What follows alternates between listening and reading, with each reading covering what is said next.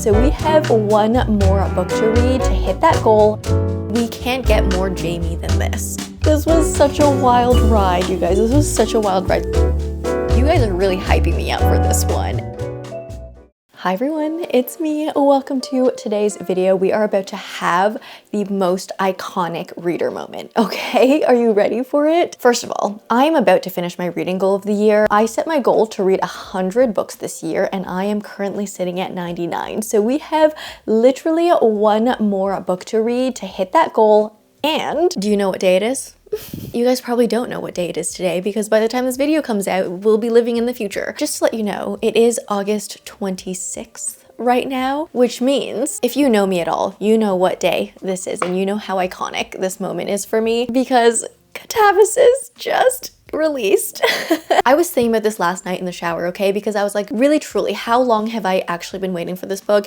It's been a year and 10 months, I'm pretty sure, because R.F. Kuang announced this book at the end of 2023. I don't remember what month exactly, but I'm gonna say December 2023 because I remember when I made my anticipated releases video for 2024, Katabasis was already on that list. And here we are now, living in 2025, and this book is finally out. So needless to say, it's been a very long wait. I am so excited to dive into this book. I'm also a little bit scared at this point because I have been anticipating this moment for so long.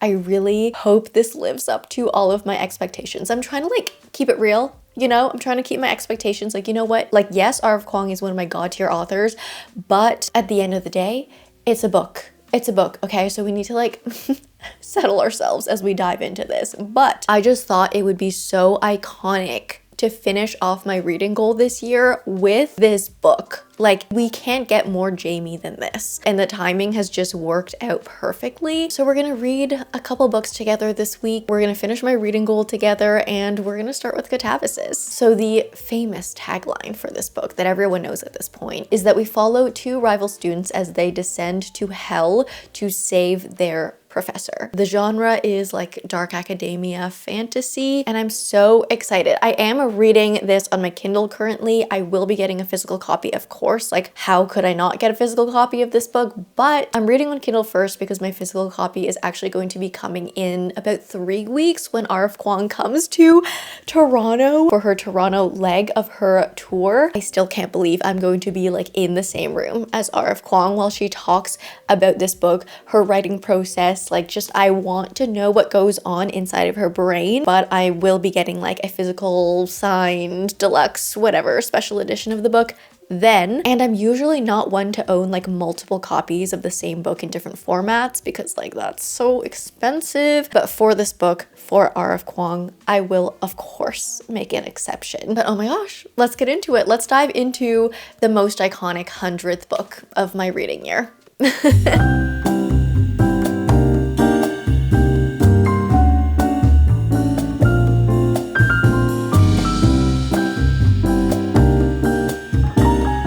I'm exactly 100 pages in and tell me why. I feel like this book was literally written for me, like tailored perfectly to me, to who I am as a person. This book is written for the nerds, okay? It's written for the nerds, it's written for the book lovers, the fantasy lovers, the cat lovers, the library lovers, and also kind of like the logic math lovers. I wouldn't define myself as being one that's just like obsessed with math, but I did study comp sci when I was in university, and so a lot of those comp sci courses, like along with coding, like straight coding courses, we also had to do a lot of math. We also had to learn a lot of logic, like fuzzy logic and algorithms and all of that stuff. And there is so much of that in this book. This kind of feels like Babel instead of being written for like the linguistics, like the language and translation lovers. This one, Katabasis, is written for the math and the logic lovers. And me personally, just, you know, coming from my experience and how my brain works, this stuff clicks more in my brain than the language and translation stuff does. So as much much as I loved Babel, I think this one was meant more for me. Like, I am more of the target audience for this book. I am really, really curious to see how other people receive this, because yes, there is a really fun plot going on, but on top of that, we do kind of like pause the plot a lot of the time to go off on these like logic and math tangents, and I personally am loving that, but I don't know if like the general public would love that, because I know that stuff is definitely not for everyone. I don't know how that's going to agree with everyone's brains, but it's agreeing very, very well with mine. To give you a little bit more about the plot, obviously without spoilers, our main character is Alice. She is a grad student studying magic at Cambridge, and there's been this big accident. So her professor has passed away in this magic incident, and for quite a few reasons, she wants to go descend into hell to save her professor. While she's preparing to go down, Peter, her academic rival, like shows up and he's like, you know what, I'm gonna go with you, you need me. She doesn't really want him to go along with her, but she definitely sees the merits of him joining along and helping, so they go into hell together. And so that is the story. Genuinely so much fun. We dive straight in the first chapter. There is no like slow start. There's no establishing who we are, where we are. We just go straight into it. Like first chapter, Alice is like, she's going down. And I kind of love that at the start of a book, especially because the overarching plot so far is quite simple. You know, like it's not too much to grasp. We're following two characters. They're going to hell to save the professor. We have such a clear target, and we have, you know, we don't have that big of a cast of characters, so it's very easy to follow in that sense. We didn't need so much of an introduction. I'm loving this. I'm loving the creativity that R.F. Kuang has put into like this depiction of hell. She's definitely done research in terms of like how hell is depicted in all different cultures, religions, etc. Oh yes, also in chapter 1, lembas bread, lembas? Am I saying that weirdly? I've never said that word out loud. Lembas bread, like, you know, like the bread in Lord of the Rings. That was mentioned in chapter 1. And since then it's been a very like prominent reoccurring object or like food that is mentioned in this book. And I had to Google if lembas bread was real, because I swear I thought lembas bread was only a Lord of the Rings thing. And so I Googled it, and from what I can see, it is just a Lord of the Rings thing, but R.F. Kuang has included lembas bread as like a thing that's in this story. So I don't know what that's all about, but if it's just a fun callback to Lord of the Rings, I'm here for it. I don't know. It's really fun, but I don't really know, yeah, the backstory of why lembas bread is in the story, but I'm kind of here for it. I'm gonna keep reading. So far, so good. I'm absolutely devouring this.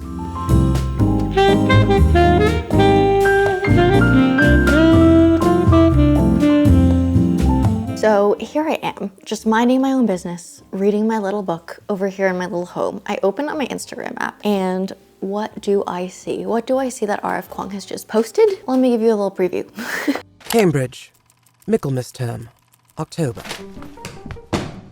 The wind bit, the sun hid, and on the first day of class, when she ought to have been lecturing undergraduates about the dangers of using the Cartesian severance spell to revise without key breaks, Alice Law set out to rescue her advisor's soul from the 8 courts of hell. It was a terrible, gruesome accident that killed Professor Jacob Grimes, and from a certain point of view, it was her fault. And so, for reasons of both moral obligation and self-interest, for without Professor Grimes she had no committee chair, and without a committee chair she could not defend her dissertation, graduate, or apply successfully for a tenure-track job in analytic magic, Alice found it necessary to beg for his life back from King Yama the Merciful, ruler of the underworld. What are you doing? Like, are you kidding me? That is literally, it's basically just like, I don't know, like a book trailer. The level of immersion I am getting right now. Like, I just read that passage in this book a couple hours ago when I started this book, and now seeing it being made into a visual entity, like a thing, is just adding like, oh, it's like I'm so in this world right now. That just made me really excited. But I'm gonna continue reading.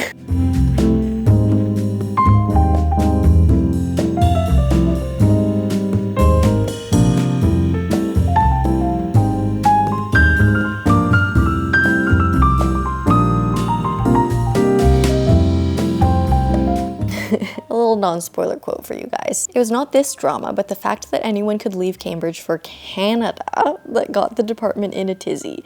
Did Canada even have universities, or did everyone just ski and eat maple syrup and run away from bears all year round? As a Canadian, yes, that is indeed what we do. We just eat maple syrup and run from bears all day.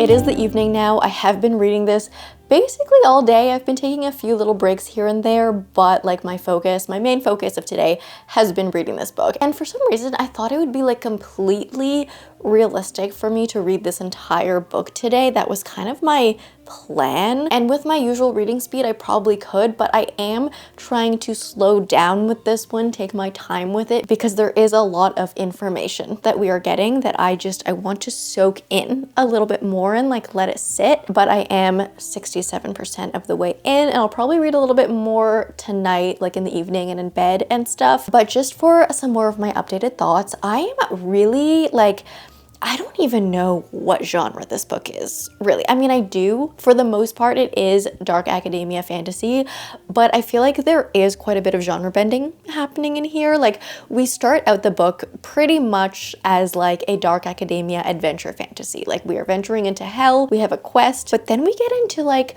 all of this philosophy and all of this logic theory and stuff like that. And that all kind of fits in with the dark academia. But then now we're moving into this sort of like literary character study portion of the book. So there seems to be quite a few phases as we go through this book. And I like it. I like it so far.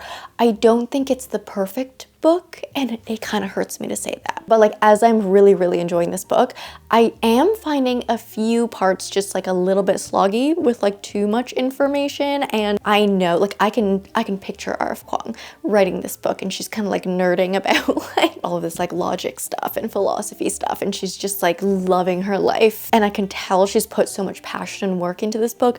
But as a reader, there are points where I'm like, okay, let's go back to our characters, or like, okay, let's go back to our plot. And there's just like a lot of theory that is being thrown at us. And I will say, like, as someone who, like, as I mentioned, I do have a slight background in some of the theory, like some of the logic that is being discussed in here. I'm definitely not an expert by any means, but a lot of this is reminiscent to some of the logic classes I took in school, as I mentioned. So some of the stuff that's thrown at us, I'm like familiar with the concepts, but I can't imagine how much more sort of like intimidating this would feel as someone who like had no base knowledge in these sorts of like logic paradigms. I am enjoying it though. We are sort of like getting into this point in the book now where we're getting more like back into the characters, we're learning some of their backstory, and I feel like the plot is like we're building up to like the final moment that we've all been waiting for. So that's exciting. But yeah, I'm curious to see how this book ends, because it started off really strong. We got a little bit sloggy there, I think like around the 40 to 50% mark, I'd say, and now it seems like we're picking back up a little bit. So we will see how the rest of this goes. But yeah, I'm enjoying this so far. And I will say, if those old logic classes that I took in university, if they were presented in a story like this, I would have had so much more fun in those classes. I would have been so much more interested. That's good. It's sort of making me appreciate all the things that I've learned in the past. I'm gonna rest a little bit this evening. I'm gonna maybe read a little bit more, and I will talk to you guys tomorrow.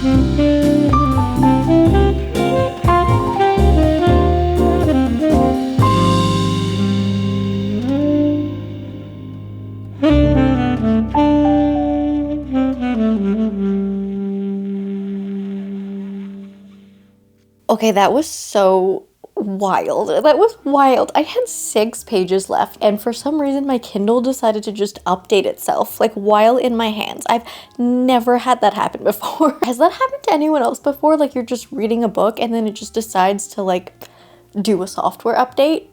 Hilarious that that happened literally when I was like about to finish the book. I had 2% left. We had a nice little forced intermission there, but I am done Katabasis by R.F. Kuang. I can't believe I have just read that book because I've been waiting for it for so long. I think I'm gonna give it like a 4-star, which actually is the lowest I've ever rated an R.F. Kuang book, but I did have a lot of fun reading this. Now that I'm done, it's sort of like, okay, here's my little comparisons. If Babel met Ninth House, met Inception, and then also met Alice in Wonderland, that would be this book. And yeah, I feel like this depiction of hell was really creative. It was like a physical landscape that we went into, but it also was just sort of like a state of mind at the same time. Like you could use logic to like manipulate the landscape you were in and alter like the rules of where you were. Such an interesting concept. I feel like R.F. Kuang was really creative with this one for sure. I also think this is like her cutest book she's ever written. I think most of her other books leave you feeling quite disturbed, and like although there were some disturbing, darker, like gory moments in this book,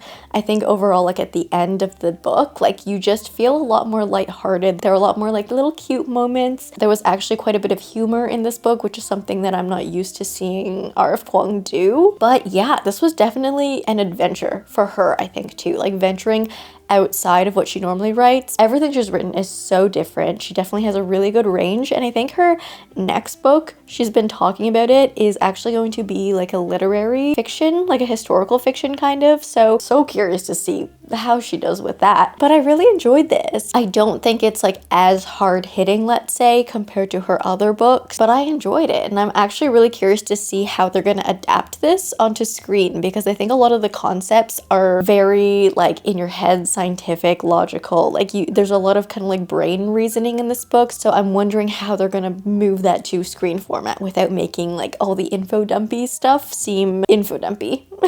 I can't believe it's over. Now what do we do? Actually, I know what we need to do now. We need to mark this as read so we can finish our reading goal. Wait, why has it already been marked as read on Goodreads? Oh, it's because I read it on my Kindle and it's connected to my Goodreads. Oh no, does that mean we didn't see the fun little animation when you finish your reading goal? Hold on, let's see. There it is. Okay. We got the little animation. Okay, I was worried. I was like, oh no, am I not gonna see the cute confetti and stuff? There we have it. We finished our reading goal. So what do we move on to next? Where do we even go from here? I was honestly thinking of reading Project Hail Mary right after this one, but I think now that I've read this one, I'm like, my brain needs a bit of a break because there were some complex ideas in this book, and I feel like I need something just like a little bit easier to read. I don't know what Project Hail Mary will be like in terms of like how much brain you need to use, but I think just the fact that it's a sci-fi is making me feel like I'm gonna have to use my brain a little bit for that one. So, oh, I think I know. I'm gonna go get the book. I think we're gonna do The Love Haters by Katherine Center. Definitely a very different vibe, but I also think I need to read this book before it gets cold. You know what I mean? Like, look at the cover. You can't read that while it's cold outside. And it follows, I think, our FMC is... she works in like film,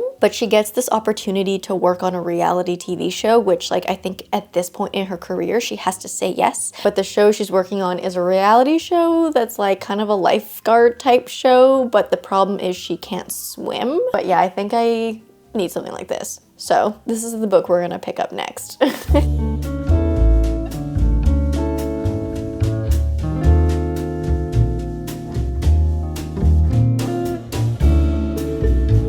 Okay, I've been reading this book very, very quickly. So I've already read 200 pages and I have 100 remaining. But now that I have a better idea of what this book is actually about, we follow Katie, she works in film production. She has a feeling she's about to get laid off though, because her company has been warning everyone that there's gonna be a big mass layoff, which is so triggering for me because, ugh, personal history. So she's kind of desperate and she's in this position where she will kind of do anything to save her job. So Cole, her direct supervisor, comes to her and he's like, hey, I actually want to assign you to go to Key West to film this documentary about this Coast Guard hero. So she says yes, even though one of the requirements for going is that she has to know how to swim. And Katie does not know how to swim, but she knows that she needs to accept this like gig to save her job. And so she says yes, and she goes, but then she finds herself in this dilemma where obviously, you know, she's surrounded by water all the time. She doesn't actually know where to swim, but she meets this Coast Guard guy named Hutch, and we just follow her as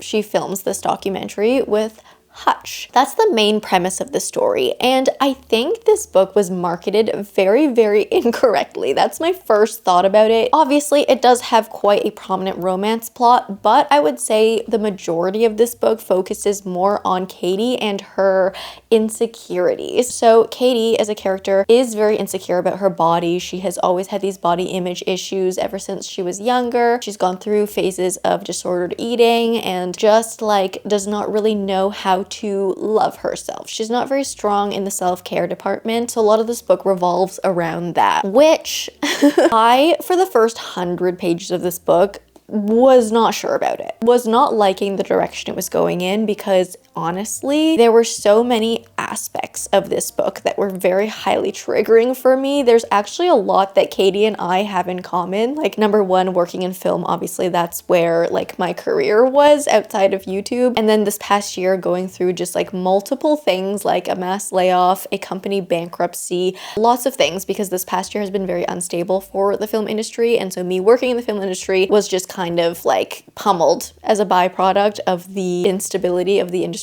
as a whole. So definitely could relate to Katie there. I also in the past have struggled a lot with body image issues, body dysmorphia, eating disorders, and stuff like that. So that was also very triggering for me. And then on top of that, Katie starts getting online hate, like hate comments online, like about her body, about her appearance. And I'm like, I've literally been through everything that Katie has been through. Not everything, but like a lot of her main issues are main issues that are a theme in my life. So as I've been reading this book, I've just been like, how did Katherine Center just decide to like pick all of these elements that are within me and plop them down into this book? Very highly coincidental, obviously. Katherine Center does not know who I am, but yeah, I feel like there was just a lot that I could relate to in this book, but for the first 100 pages, I wasn't loving how those issues were being portrayed in the writing. I feel like a lot of it was just like a lot of Katie's issues were being made fun of, kind of like trying to twist them in this weird, like funny banter, witty light thing. Whoa, sentences. Jamie. Basically, Katie has this cousin who she's like, they're basically best friends. And I feel like this cousin character was just like poking fun and like not taking Katie's thoughts and like issues seriously. So I didn't love that.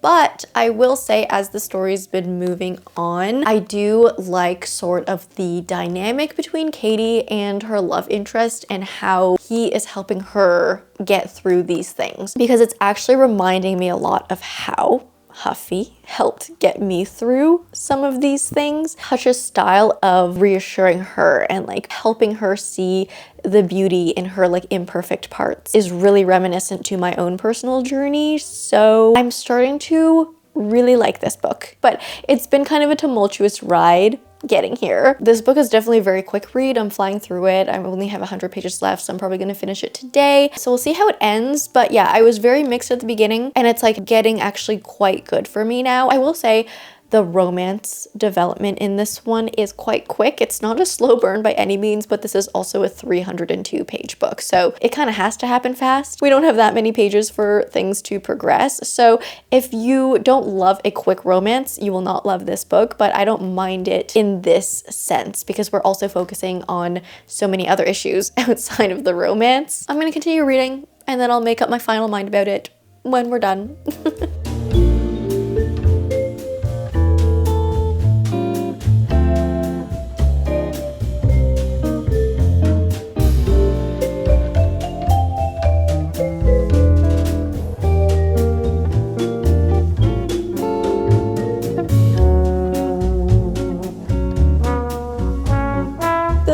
such a wild ride, you guys. This was such a wild ride. So many like ups and downs.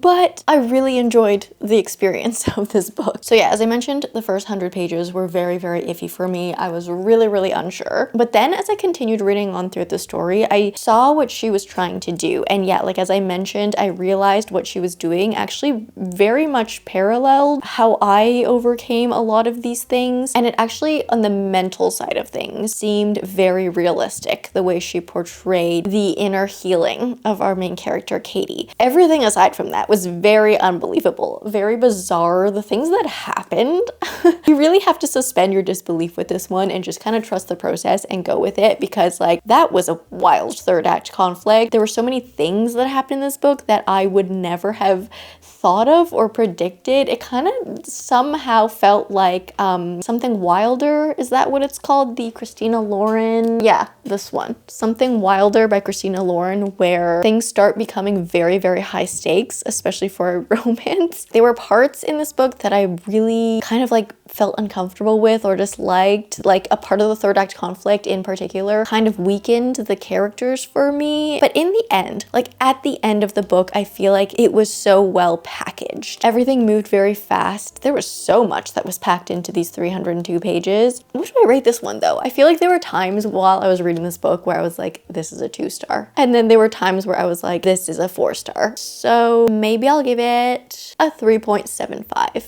I feel like that's a good place, like a good middle ground. I think I'm actually ready now to dive into that book that I was saying I wanted to dive into, Project Hail Mary by Andy Weir. Let's do it. Let's dive in. My TBR video came out a few days ago and oh my goodness, so much support from you guys. Just being so excited for me to read this book. Like you guys are really hyping me up for this one. I trust you guys. I'm putting full faith that this is going to be a 6-star read. I actually do not know what this book is about at all. Kind of purposefully been staying away from it. Like I haven't watched the trailer, for example, for the movie adaptation because I heard that there's a part in the trailer that kind of spoils a very significant part of the story, which is kind of a wild choice that the marketing team made to spoil something in the trailer. So I've been staying very far away. All I know is that this book is a space book. And I know Andy Weir also wrote The Martian, which I haven't read the book The Martian, but I did watch the movie The Martian. So yeah, I just know it's going to be very spacey. So let's dive into this one.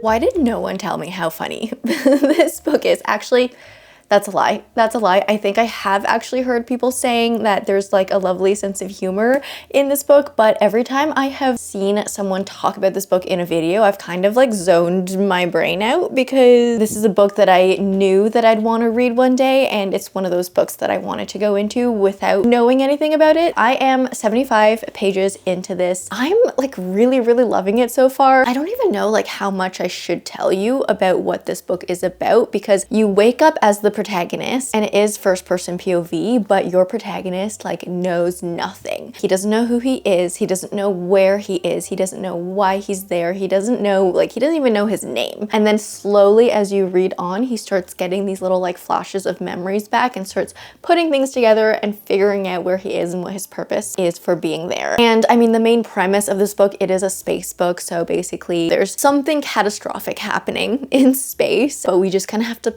piece it together with our protagonist. The writing is very approachable. It doesn't feel very overwhelming, and that's always something that I get scared about when I'm hopping into like a sci-fi space book, because I don't know that much about space, and space is one of those topics that if I like think about space for too long or too hard, I will start spiraling, because there is just so much about space that blows my mind, breaks my brain. I have in the past gotten into some very like, I just spiral. My brain cannot handle like what space is when you like get down to the bottom of it. So I always kind of get a little bit nervous about going into space books and like spacey things, like even movies and stuff, because of my tendency for my brain to do that. But the way this is written is very simple, it's approachable, it's, you know, there are some jokes thrown in there which kind of help lighten the mood too for this kind of like serious story that we're following. Also, not really related to the writing of this book, but related to the book itself. The font that this book is like printed in is lovely. I don't know what it is about it, but it is so lovely on my eyeballs.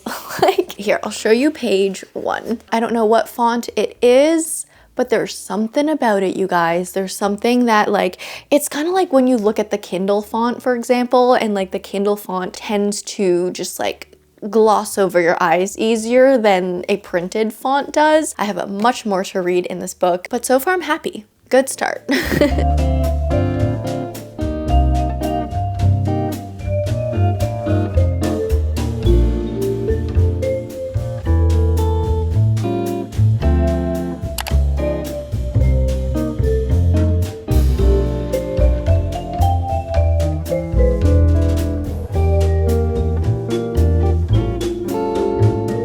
Okay, so I forgot to bring this up, but I know a lot of you have been recommending this audiobook to listen to because apparently the audiobook is absolutely incredible, and I totally believe you. And even though I'm not normally an audiobook listener, I was like, yeah, maybe I'll give this audiobook a chance because I've heard like so many incredible things about this audiobook. The thing is, I tried to look for it, okay? I went onto my Libby app, but when I searched Project Hail Mary, I found the ebook or whatever, perfect, but the audiobook, the only audiobook in my catalog, is the Spanish version. It literally says this is Spanish. So yeah, I don't know why like my library catalog doesn't have the audiobook in English. But that being said, that's okay because I am still absolutely loving this book. For the first little bit, I was like, yeah, this is a good book. Like it could have been on its path to being like a really amazing read, like one of my favorites. But I was kind of like, you know, like it's good. You know, it's well written. It wasn't like giving me top tier vibes yet, but now that I am about halfway through, also you guys, I got grass stains on my book. I was reading it outside yesterday and I like dropped it in the grass and it's got all these like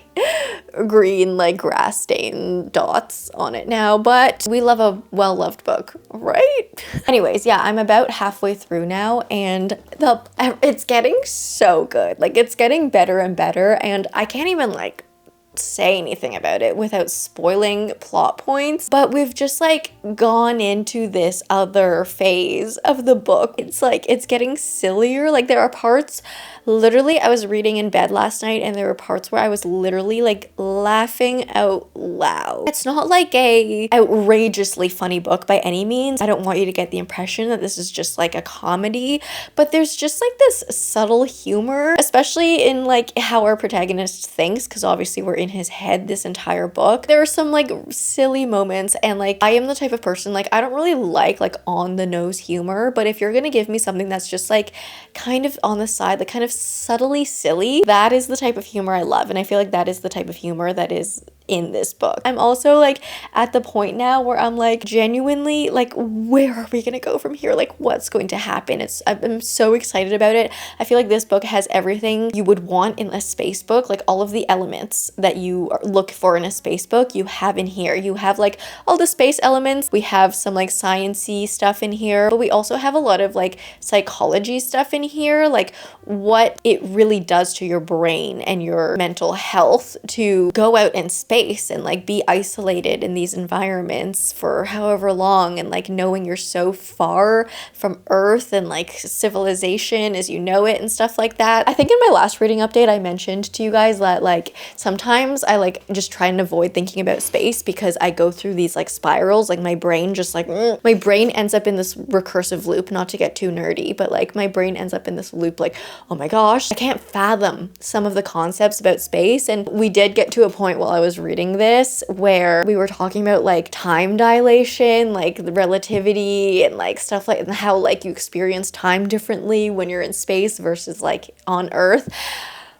That stuff I can't get into it or else my brain's gonna start spiraling again. But like the fact that like someone could spend like a year in space and that would equal like, I don't know, 3 years on Earth. I don't know the proper math, but like then you come back and you've only experienced like 2 years and you're maybe only 2 years older, but then like everyone on Earth is now like 10 years older than you because you've skipped all of those years. We can't get into that right now. Oh no. Also, I learned some fun facts about microwaves in this book that after I read about them in the book, I was like, I feel like this is something I should have known. And I kind of feel dumb for not knowing this. There was an explanation as to why like on microwaves, there's like the mesh layer. I never knew why that was there. And like, that's probably a fact that like everyone knew, but for some reason I just like never learned that or like never got curious about that. I just thought the mesh on the front of the microwave was there for decoration. I didn't know it had like a scientific purpose. Now I know, and after I learned that I was like, oh my god, I feel so dumb. Maybe I should read more sci-fi books. But yeah, I'm loving this book so far. I'm loving this book. It's so good. I'm getting the hype now. I'm seeing why everyone is obsessed with this book. For the first like little bit I was like, it's good, but it's like, it's not great. It's just good. And now I'm like, okay, yeah, I'm in it. I'm locked in. Gonna continue reading this. I'm at that point where I'm like so excited for time. Like when I get free time where I can pick up this book, I'm like, yes, finally. Highlight of my day. I'm loving this book so far. Wonderful.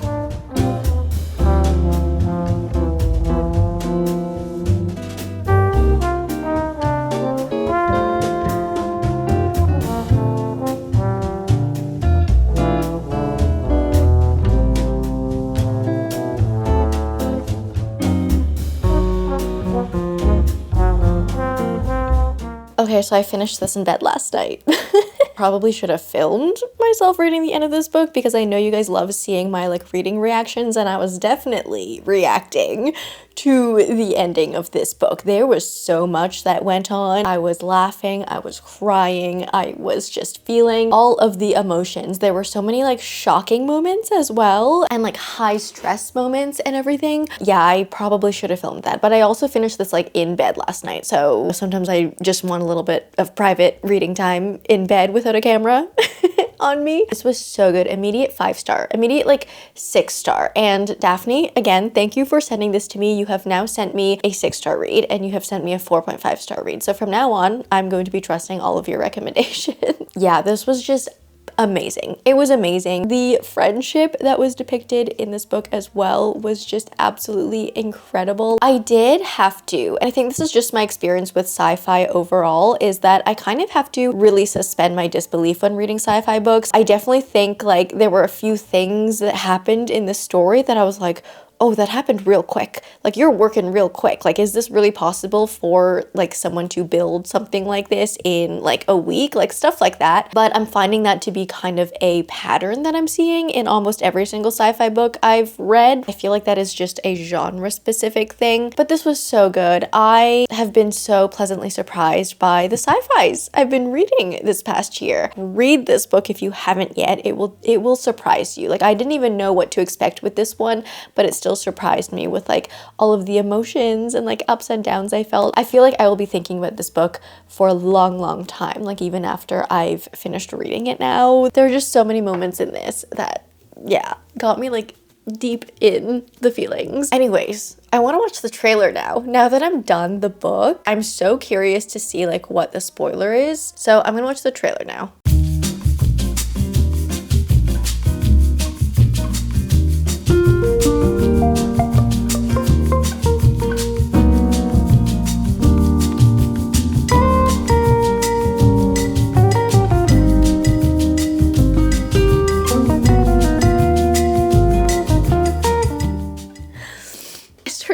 Emotional again just watching that. That movie's gonna make me cry. There were like a whole bunch of spoilers in that trailer. Like, not even just one. Like, I know like there's like one main spoiler in the trailer, but like it is littered with so many spoilers in like all different parts of the trailer, I would have been really mad if I watched that trailer before I read this book. So thank you everyone who warned me to not watch the trailer. I guess I'm just gonna have to wait till March to watch the movie. I will say, I also, like, as I was reading this book, I was talking to Freya about this while we were recording last night's podcast episode, but while I was reading this book, I was picturing and hearing like Ryan Gosling as the narrator, as the protagonist, because I knew he was the person in the movie version. And so as I was reading it, like, I just felt like all of the like more like zingy funny lines I like heard in his voice, because he has like this way of delivering these like silly punchlines that is just so Ryan Gosling. And I feel like the casting was perfect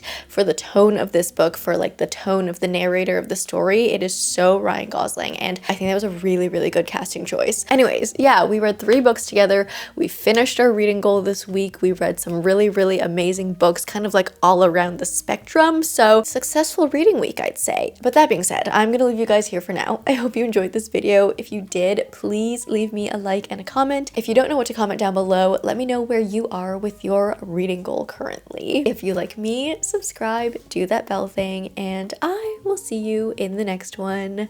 Bye!